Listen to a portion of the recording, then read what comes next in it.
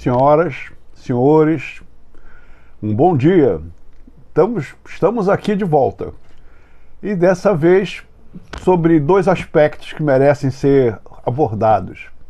O primeiro é explicar aos meus muitos amigos que têm cobrado uma atuação como pré-candidato, né? Mais atuante, mais diversificada, com mais alcance. Eu estava explicando para eles que é preciso se ter bom senso, cautela, humildade, tranquilidade. Para que uma campanha de qualquer natureza se faça valer, é preciso que o partido é quem vai dizer se ele vai apoiar aquela candidatura e vai lançar aquela candidatura. No meu caso, isso não aconteceu ainda. Nós estamos em contato com o partido, já lancei o meu histórico de vida para eles, já tem gente conversando, intermediando, e se o partido houver por bem me indicar para esse cargo, tudo bem. Se ele não me indicar, não teremos nada a fazer, a não ser aguardar os acontecimentos, que terá naturalmente uma outra pessoa que será indicado. Agora, isso tudo tem que ser encarado com muita tranquilidade, com muita firmeza e com muita consciência e propósito. Só isso. Então, por isso é que eu estou aguardando que haja uma homologação dessa candidatura, sem o qual é perda de tempo, estou só incomodando vocês e não vai ser efetivada. Mas até para isso você tem que ter o equilíbrio necessário. Não adianta atropelar, lançar, gritar, espernear. Não funciona assim. E, consequência, eu tenho um propósito muito interessante que diz o seguinte: Deus acima de tudo e acima de todos. Se for vontade dele, a vontade dele é uma coisa tão poderosa, independente da religião, eu sou profundamente chegado a Deus. Então, se for vontade dele que isso aconteça, vai acontecer. Se não for vontade dele, isso não vai acontecer, por mais que nós queiramos, porque existe na mão de Deus os desígnios das pessoas, das pátrias, dos estados, do mundo. Ele define, ele criou o mundo. Vocês imaginam uma bola com bilhões de toneladas flutuando no espaço apenas por uma força de gravidade que ele criou? Olha o poder de Deus. Como uma entidade, um espírito, uma força consegue fazer milhões e milhões de planetas, cada um maior do que o outro, flutuando, boiando no espaço sem ter nada segurando, a não ser uma força invisível, que nós nem sabemos definir exatamente o quanto. Aqui chamamos de gravidade, e pelo universo afora. Então, a minha primeira grande conclusão: sejamos humildes, nós somos muito pequenos, perto dos desígnios de Deus. Então, eu acho que tudo que acontece na vida de cada um de nós, apesar do livre-arbítrio, a coisa tem uma mão de Deus. Não cai uma flor, uma folha, que ele não autorize ou que ele não saiba. Essa é a imensidão da grandeza de Deus. Então, eu estou muito tranquilo, porque a vida inteira eu sempre me confiei profundamente na mão e nos desígnios dele em relação a mim. Se ele quiser que eu faça isso, eu farei. Se ele não quiser, nós não faremos. E está tudo resolvido. Com isso, acho que estou respondendo a todos aqueles meus muitos e muitos amigos, que eu sou muito, muito grato, que me estimulando. Não, vai lá. Tudo bem, vamos fazer desde que seja a vontade dele. Mas isso não é comodismo, não é sair do livre-arbítrio e jogar na mão de celestial? Não. Tem coisas que são de nosso destino, são coisas que estão além disso. Por exemplo, quem acreditaria na candidatura e na eleição de Bolsonaro? Esfaqueado, apedrejado, humilhado, caluniado, feito um monte de barbaridade, com urnas até então ainda suspeitas, certo ou não, mas suspeitas, e ele venceu e se tornou presidente. Contra tudo e todos, e toda uma estrutura. Lula foi afastado, entrou Haddad sem poder, e quase morreu, e chegou lá. Eu tenho certeza que foi uma vontade. Aí o que esse camarada fez? Deu uma virada no mundo de esquerda para o mundo da direita e teve milhões de adeptos e seguidores e fãs e etc. E fez o governo dele, que ninguém pode dizer que foi corrupto, que foi desonesto, que foi isso.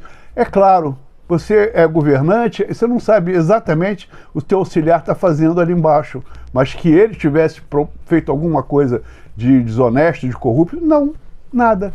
Tanto, tudo que foi acusação contra ele foram as coisas mais sem cabeça, sem pé, nem cabeças, infantis, e que só viraram ações penais e crimes por ação deletéria de quem detém algum tipo de poder, e que ele cometeu o gravíssimo erro, sob meu ponto de vista, de não reagir. Deixou. A ramagem não, ele, tá bem. Seu filho não, me dá sua identidade não. Tomou vacina não, ele, tá bem, desculpe. Não reagiu, e aconteceu tudo que aconteceu, está acontecendo. Então, tudo isso é para fechar o seguinte: no meu ponto de vista, vai acontecer o que Deus quiser. Legal. Eu estou no mesmo caso. Não tenho recurso, não tenho conhecimento, mas tenho apenas a humildade de obedecer o que for colocado para mim fazer. E já fiz coisas do arco da velha ao longo da vida. Sempre sob a proteção e a bênção de Celestial. Bom, com isso aqui, expliquei a primeira parte. O segundo assunto é que eu verifiquei que a grande preocupação do povo brasileiro no momento é a questão da segurança pública. Como isso aqui é um país que não é sério, segundo De Gaulle, a segurança pública aqui é o caos, é uma bagunça total. O governo federal é responsável, e não é responsável, mas não funciona, na segurança externa. Se fosse um país sério, 2% do PIB pertenceria às Forças Armadas. E você não teria defasagem salarial, não teria perdendo 25 oficiais superiores da Força Aérea, Marinha e Exército por mês, como está acontecendo atualmente. Nós não teríamos uma série de deficiências que defenderia e daria segurança de uma agressão externa. E é outra coisa, não pense que essa agressão é hipotética, que não pode acontecer. Olha a Rússia na Ucrânia. Nós temos as maiores florestas tropicais do mundo, nós temos riquezas de solo, de subsolo, imensuráveis. Não pense que não tem ninguém com olho gordo olhando para isso aqui. Nós sofremos várias tentativas de invasão ao longo da época moderna, muito pouco divulgada. E se não fosse posições dos brasileiros patriotas, nós teríamos hoje uma outra nação aqui nos conduzindo. Então, segurança externa, oficialmente, constitucionalmente, é questão do poder federal. Mas, então o que eu estou falando aqui, se eu sou candidato a uma questão federal, falando aqui de segurança pública? Bom, nós temos algumas nuances. A primeira nuance é que nós temos uma Polícia Federal que cuida de determinados crimes de natureza federal e que é também o braço investigativo do Ministério Público, da Procuradoria-Geral da República e outros órgãos federais. Então, há uma ação de polícia em nível federal, voltada para questões federais que não são estaduais nem municipais. Beleza. Nós temos aqui, num país que não é sério, uma criação que eu chamaria espúria, anticonstitucional e sem amparo legal, chamada Força Nacional, que é uma tentativa do governo federal de ter mão e pé e arma para agir no Estado, o que é totalmente fora da Constituição. Aí eu volto à vaca fria. Se algum dia Deus quisesse que eu fosse presidente desse país, a primeira coisa que eu ia fazer era mexer na Constituição. Não tenho dúvida disso. Atualmente esse país é ingovernável, não com essa estrutura que está a cada dia uma modificação. Um artigo de 192 da Constituição determina que os juros não podem ser superiores a 12%, senão vai virar agiotagem.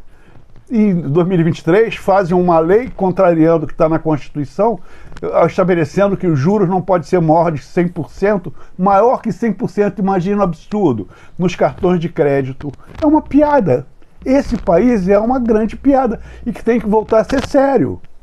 Do jeito que está, é ingovernável. E ninguém tem segurança jurídica, ninguém tem nada. A cada hora o cara escreve, assina, promulga uma lei qualquer que afeta tudo e todos. Bom, então, esse é um aspecto da segurança pública. Outra ingerência do governo federal em cima da segurança pública é quando concede ao Exército o dever e a missão de fazer a Inspetoria Geral das Polícias Militares. Seria um órgão fiscalizador e um órgão orientador das polícias militares, que é uma parte do problema, mas tem a Polícia Civil. Quem é que orienta a Polícia Civil? E eu, na minha humilde opinião, acho que o Exército não está saindo muito bem nessa orientação, não, porque as polícias estão fazendo um monte de coisas que eu acho absurdos. E ninguém fala nada. Ninguém fala nada. Bom, tudo bem, uma questão de opinião, apesar de hoje em dia opinião expressa é uma coisa meio complicada, né? Tem sempre alguém, o que você está dizendo aí para mim poder fazer alguma coisa contra você? Bom, mas essa é a minha opinião em relação à Inspetoria Geral das Polícias Militares, que não vem atuando como eu imaginaria que seria interessante e deveria. Bom, então tá bem, vamos cair na segurança pública. Primeira conversa, então, foi como diria um amigo meu, crítico de caderninho, profissional, crítico, critica tudo. Ah, mas o que você, como coronel do Exército, sabe de segurança pública?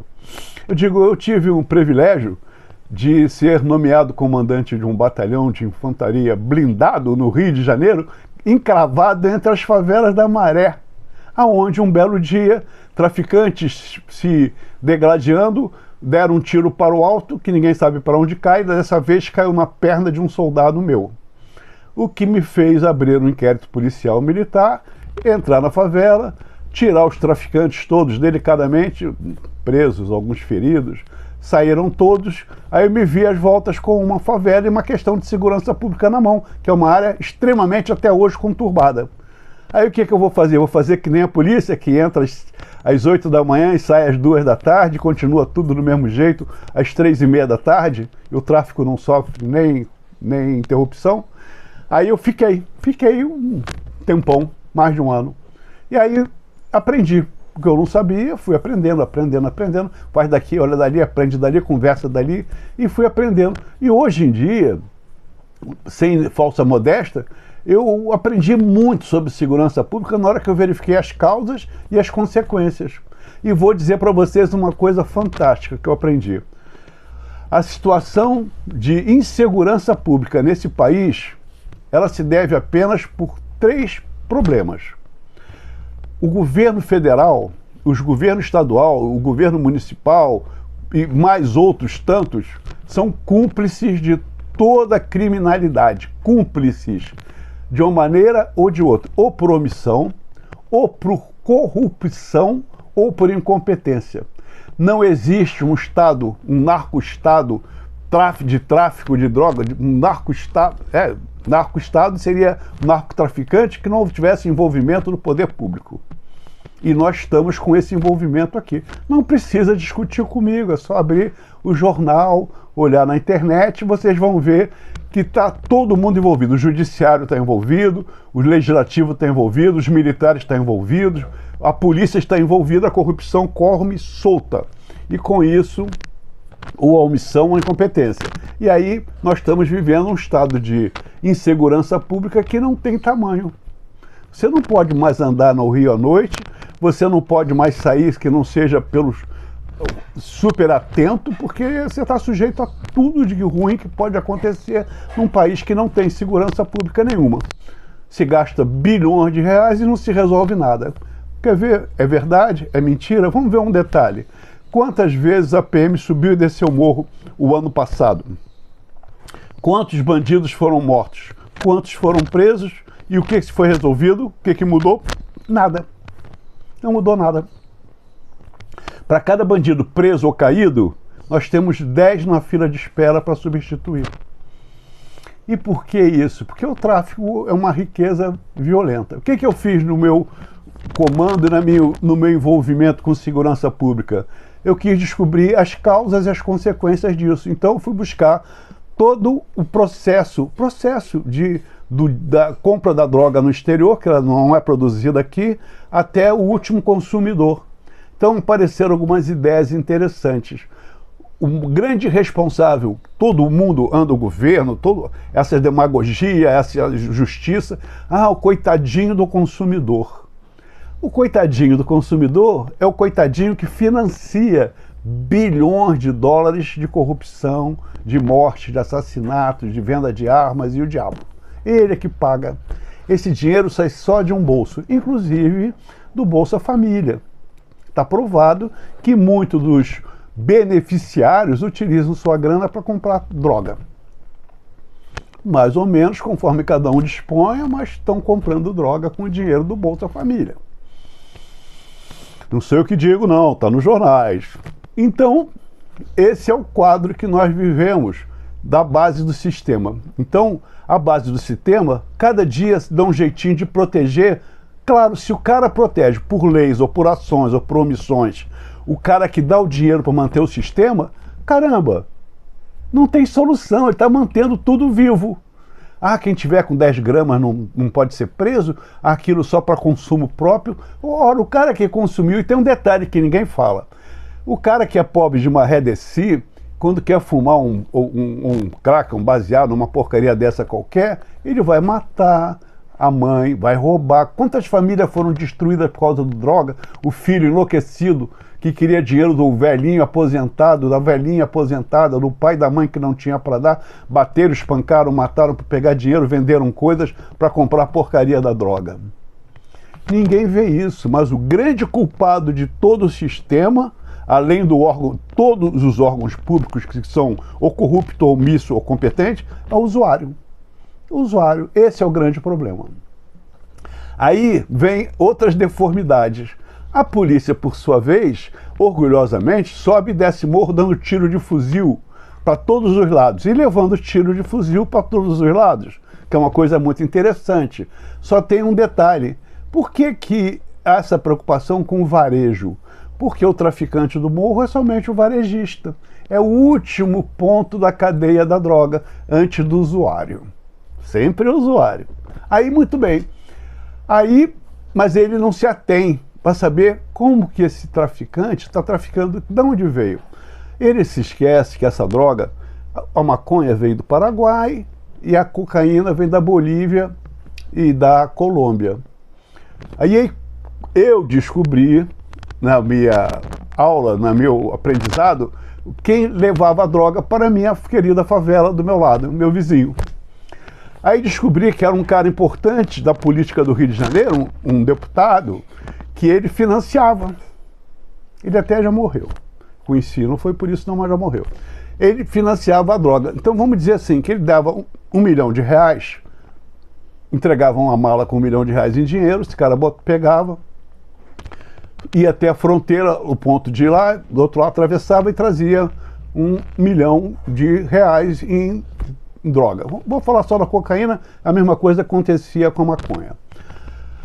Pagava cash R$1 milhão a R$1 cada grama, ele trazia a quantidade correspondente, 1 milhão de gramas, né? Daria 1.000 quilos de drogas, coisa desse tipo. E trazia essa droga. Caminhões com madeira, caminhões com vários produtos, com café, coisas que disfarçassem, entrava. O fato é que de uma maneira ou de outra entrava. Aí chegava aqui, vamos falar em Rio de Janeiro, estou falando em Rio. Chegava aqui, entrava e para onde ia para um empresário, rico empresário, cuja empresa não dava lucro, cuja empresa tinha problemas financeiros, mas dava no final do ano poupudos dividendos para todo mundo. Que saía da onde essa grana? Porque esse cara recebia a droga, guardava na insuspeita empresa rica e famosa, guardava.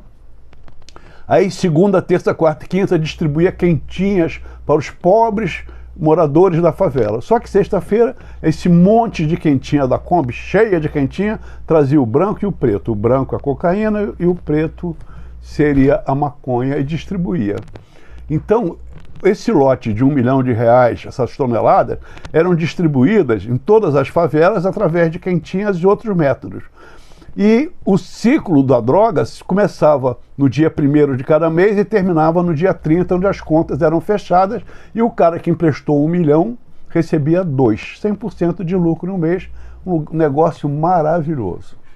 Aí, muito bem, e aí um ganhava 100%, e os outros, de onde vinha a grana? Vinha do seguinte, quando o cara entregava na sexta-feira o consumo da semana seguinte, que até a próxima, o cara levava para a mesa de de mármore, de sinuca, né, de bilhar, limpa. Ali ele fazia a preparação, adicionando e aumentando o volume. O que era 2 quilos virava 4 ou 5 ou 6, conforme a pureza e a tradição da marca. Cada um tem uma marca. Bem, aí, de cara, vamos falar assim por baixo, que botasse, para cada grama, botasse mais 2 gramas de aditivos na droga. Só ali já tinha 200% de lucro, assim, imediatamente, pelo aumento da quantidade a ser vendida. Só que, naquela época, vamos dizer, que eu não me lembro exatamente, mas acho que era 5 a 10 reais a grama. Vamos botar 10 reais a grama. 10 reais a grama. Ora, se o cara pagou R$1 a grama na fronteira da Bolívia, do Paraguai, de onde seja, R$1. R$1 já saiu para ele. Então, dos 10 reais que está sendo vendida na boca de fumo, sobravam 8. Esses 8 reais era para o cara que transportou R$2.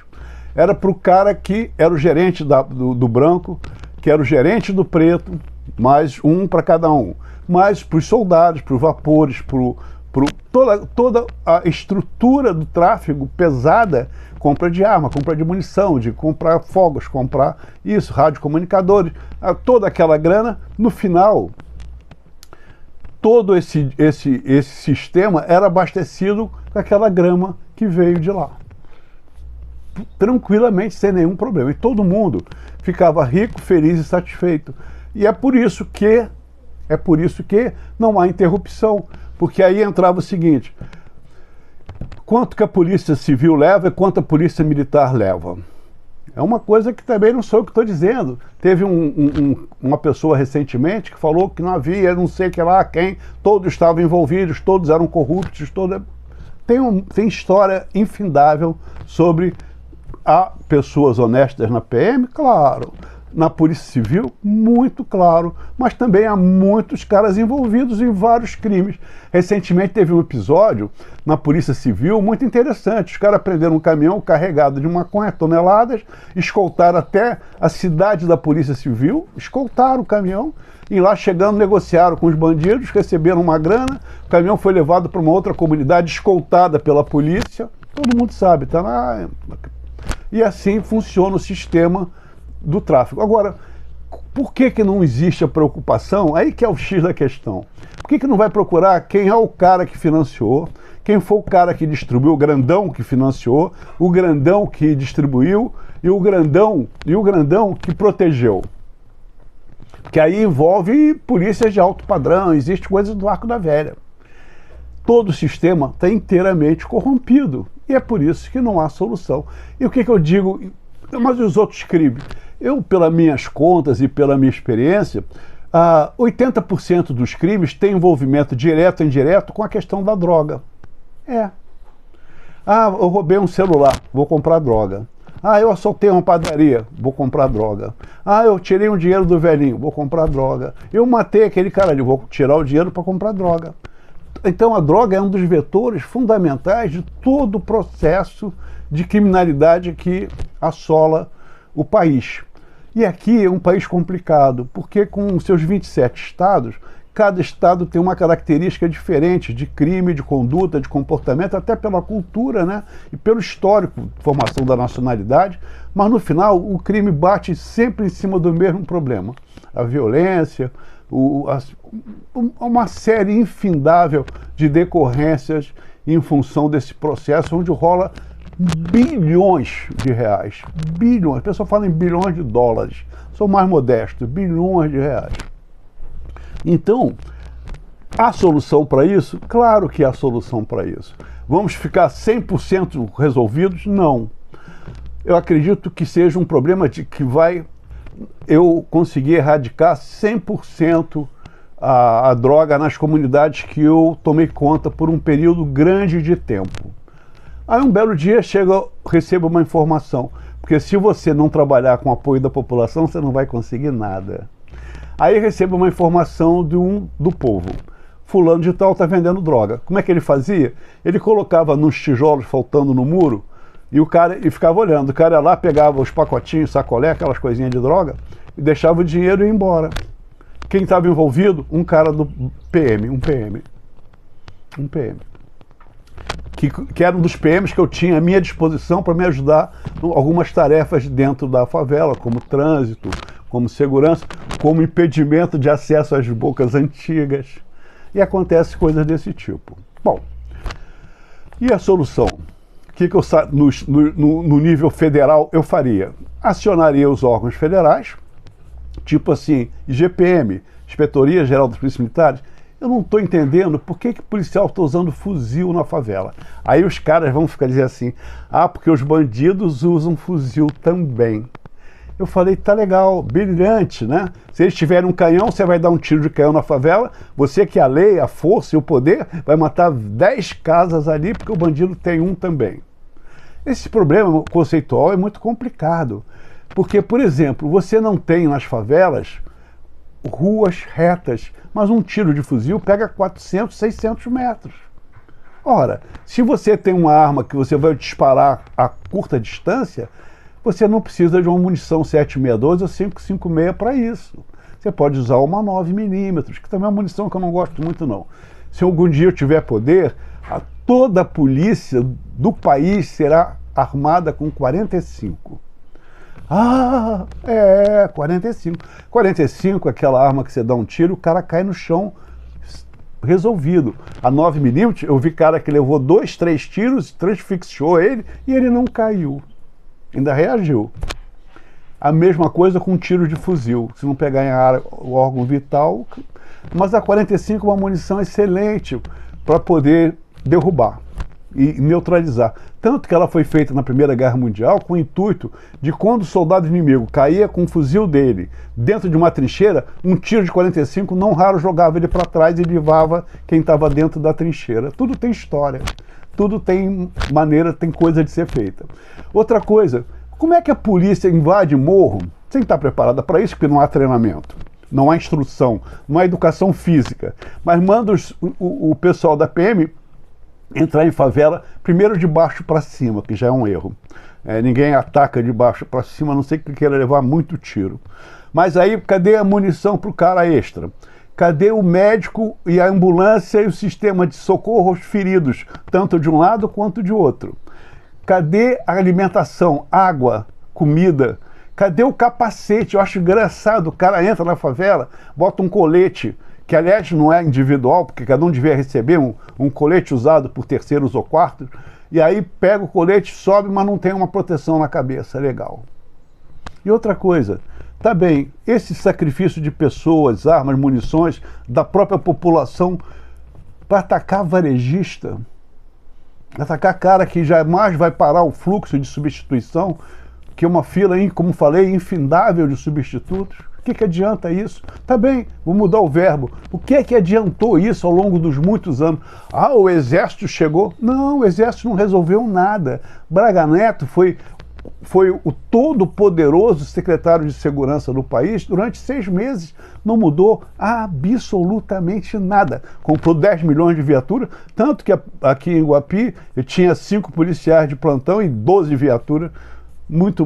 Coisas do Arco da Velha que não tem sentido. Resolveu alguma coisa? Não, não resolveu. Ah, o Exército vai atacar a Mangueira, eu vi isso. 6 da manhã. Caramba, o que você sabe de segurança, amigo? 6 da manhã? Olha, o tráfico de droga começa às 7h30, 8 horas da noite, assim que escurece, são abastecidos as bocas de fumo, e vai no máximo às 2 da manhã. 2 da manhã o traficante está dormindo. Quem é que fica lá? Fica lá um soldado, fica lá um olheiro, no caso de ataque de outra facção, mais nada. 6 da manhã você vai encontrar teve um general que assumiu uma função dessa, de fazer um ataque monstruoso, um tropa para tudo que é lado, pediu até um navio para encher de presos, conseguiu 2 presos. E aí, o mais curioso é que os caras que ele prendeu foram 2 soldados que estavam tomando conta com um radinho. Mais nada. Nada. Quantos foram presos? Todas as intervenções do próprio Exército. Não é dizer que o Exército não tem a capacidade de resolver, não. Até tem, mas cadê a permanência? E o dia seguinte? que adianta você entrar de manhã, vamos fazer de conta que deu tudo certo. Entrou na hora certa, usou as vias de acesso, começou de baixo para cima também, que é uma besteira, mas tudo bem. Aí vamos dizer que prendeu, como tinha na minha favela, 47 elementos do tráfico. 47. Nós prendemos 47. Com 2 dias de investigação, prendemos 47. Sabia nome, endereço e quem era. Aí, mas a polícia nunca sabe. Nunca sabe, pega um ali, todo mundo sempre é. Bom, prendemos 47. Aí, como é que se descobre isso e como é que se faz? Não tem. Mas vamos fazer de conta que tivesse prendido todo mundo de repente e no dia seguinte. Porque o tráfico é imperdoável. No final do mês, vocês têm que devolver a grana pro cara que financiou. Se vira, malandro. Não, tu tá morto. Vai para o micro-ondas, que é uma invenção carioca do qual coloca o escolhido dentro de um pneu e toca fogo nos dois. Coisa de barbarie. Então, o que eu estou dizendo é o seguinte, tudo tem solução desde que você queira ter solução.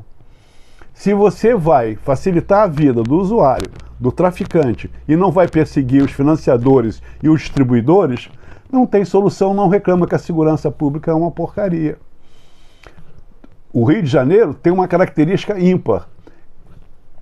Existe no estado do Rio 2 vertentes de polícia. A polícia do estado da Guanabara antigo, que era inclusive a antiga cidade, capital do Brasil, e a do interior. A polícia do interior era joia. Tranquilo, gente, cidades pequenas, pô, grau 10 de segurança pública pela presença, etc. E o lance do Rio de Janeiro era o caos. Caos. Sempre foi o caos, mais cedo ou mais tarde, de uma maneira ou de outra, porque é uma cidade grande, cheia de favela, 800 favelas. É culpa do favelado? Não. Favelado é gente da melhor qualidade. Culpa da região de Omizio. Porque na hora que o cara... Eu vi isso, ninguém me contou. O cara tá com um fuzil na mão, um R15, uma brabeza dessa na mão, aí chega a polícia, ele pega, bota esse negócio assim, atrás da porta do barraco, aquele calçolão enorme, com aquele chinelo de dedo, sem camisa, magro, pele e osso, com cara de garotão de 16 anos. E é soldado do tráfico, não tá armado, não tá nada. Então, é uma coisa que depende de inteligência. E aí, não adianta fazer comissão de segurança na Câmara, no Senado, o Ministério da Justiça falando um monte de bobagem, não tem nenhuma noção do que seja o problema, não tem porque não quer ter. Não tem porque não quer ter.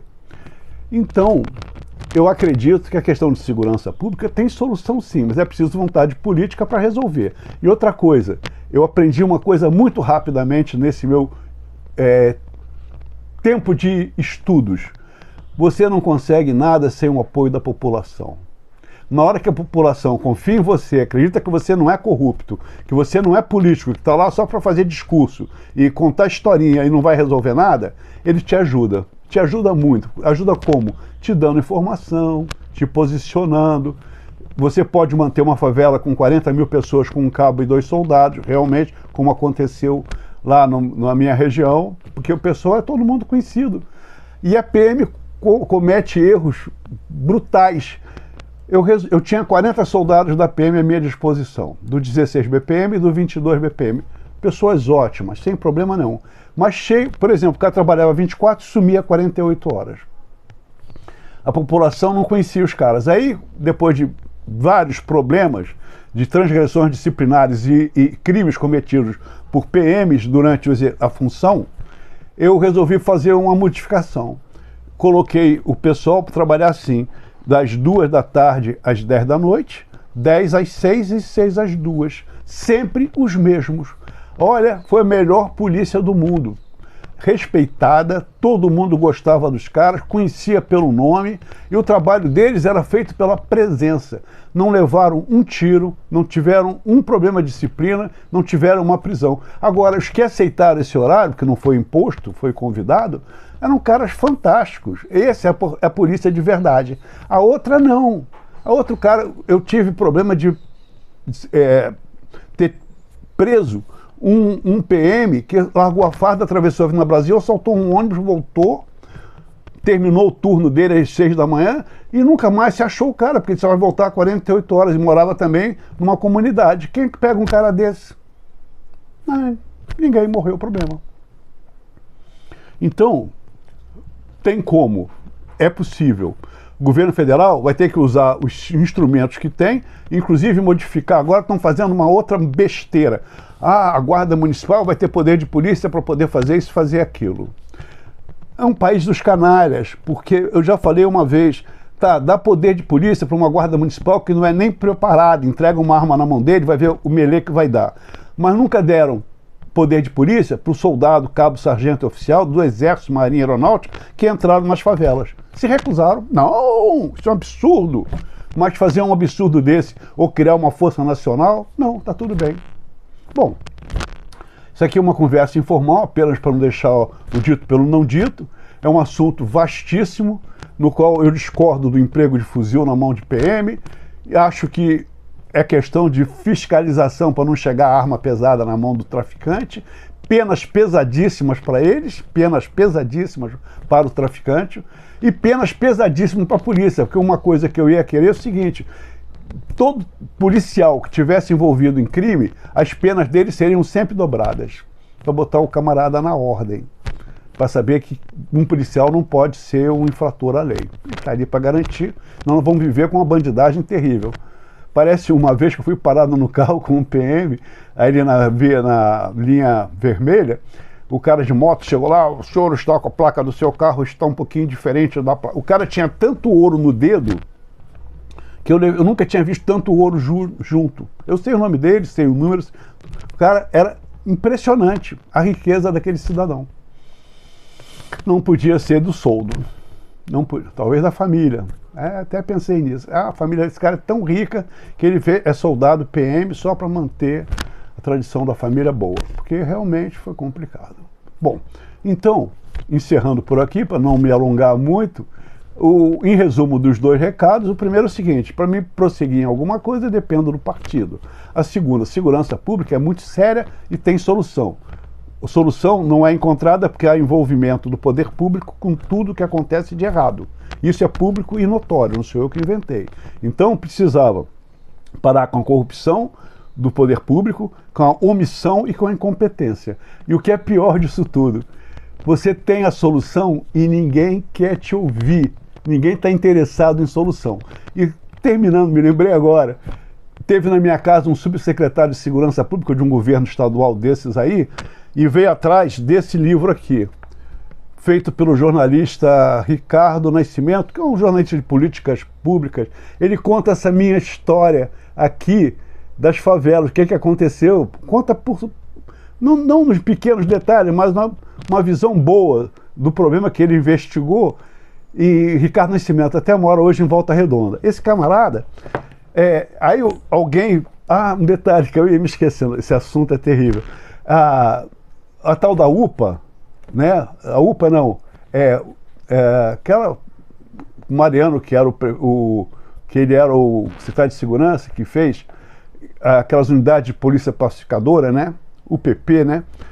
Saiu desse livro, saiu dessa experiência minha. Só que ele nunca perguntou para mim como é que era feita. É como a vovó dizia: eu te dou a receita do bolo, mas você não vai fazer um bolo que não seja solado. Você tem que ver os ingredientes, tem que ver os tempos, tem que ter mão boa. Se não tiver isso, você pode até ter a receita, mas não vai funcionar. Então eles compraram a receita, mas não souberam fazer e deu no que deu. O PP acabou virando nada, com o PM pedindo permissão para o bandido para entrar na comunidade, para tirar o serviço dele naquela casinha mal instalada. Meus amigos, vamos jogar sério.